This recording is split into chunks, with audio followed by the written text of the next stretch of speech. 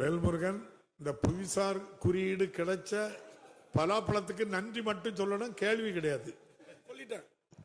மாண்புமிகு பேரவைத் தலைவர் அவர்களே, தாங்கள் குறிப்பிட்டது போல் உலகளாவிய சுவைமிக்க எங்கள் பண்டூட்டி செம்மண் பூமியில் விளைகிற பலாப்பழத்திற்கு நீண்ட நாட்களாக புவிசார் குறியீடு கேட்டிருந்தேன். அதை தந்த வேளாண்மைத்துறை அமைச்சர், அதோடு முந்திரிக்கும் கேட்டிருந்தேன், அதையும் வேளாண்மைத்துறை அமைச்சரும் நம்முடைய சிறு குறு தொழில் அமைச்சரும் தந்திருக்கிறார்கள். அதற்காக நன்றியை சொல்லி மாண்புமிகு அமைச்சர் ஒரு நிமிஷம் அமைச்சர் அவர்களிடம் பலாப்பழத்தை உற்பத்தி செய்கின்ற விவசாயிகளும் அதுபோன்று என் பகுதியில் கொய்யா அதிகமாக உற்பத்தி செய்யப்படுகிறது. அது விநாயகன் 158 மாண்புமிகு உறுப்பினர் திரு ஒய் பிரகாஷ், மாண்புமிகு மின்சாரம் மற்றும் மதுவிலக்கு ஆயத்துறை போதும் இல்ல அந்த அமைச்சர் சொல்லி சரி கேளுங்க.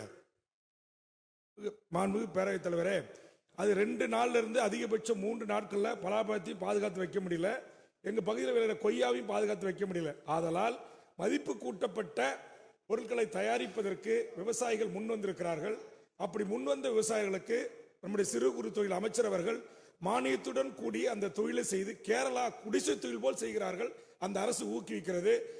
என்னுடைய விவசாயி பண்டுட்டி விவசாயி எழில் என்பவர் ஒருவர் அமெரிக்காவில் மாதம் 15 லட்சம் ரூபாய் சம்பாதித்த ஒருவர் அரசு அறிவித்த அறிவிப்புக்கிணங்க நம்பி வந்து அந்த தொழிலை தொடங்கி இருக்கிறார்கள். பல்வேறு துறை அதிகாரிகள் வந்து பார்த்து சென்றிருக்கிறார்கள். வேளாண்மைத்துறை அமைச்சர் வந்து பார்த்து சென்றிருக்கிறார். நம்முடைய நெய்வேலி சட்டமன்ற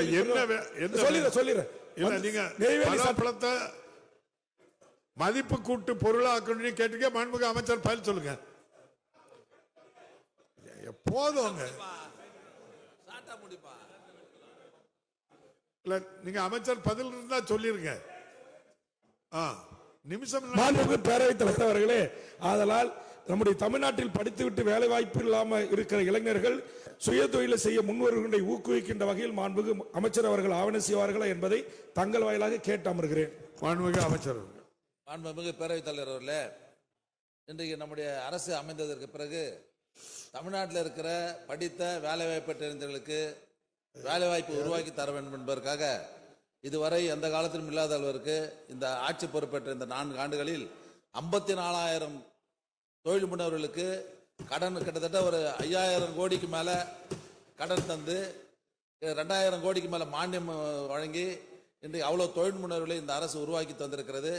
ஆக நம்முடைய மாண்புமிகு உறுப்பினர் சொன்னது மாதிரி யார் தொழில் முனைவை எந்த தொழில் செய்து தொழில் முனையக்கூடிய நிலையில வந்தால் அவர்களுக்கு ஆலோசனைகள் வழங்கி கடன் வழங்கி மானியம் வழங்கி அனைத்து இளைஞர்களுக்கும் அந்த வேலை வாய்ப்பை நிச்சயமாக நம்ம அரசு உருவாக்கி தரும் என்பதை தெரிவித்துக் கொள்கிறேன்.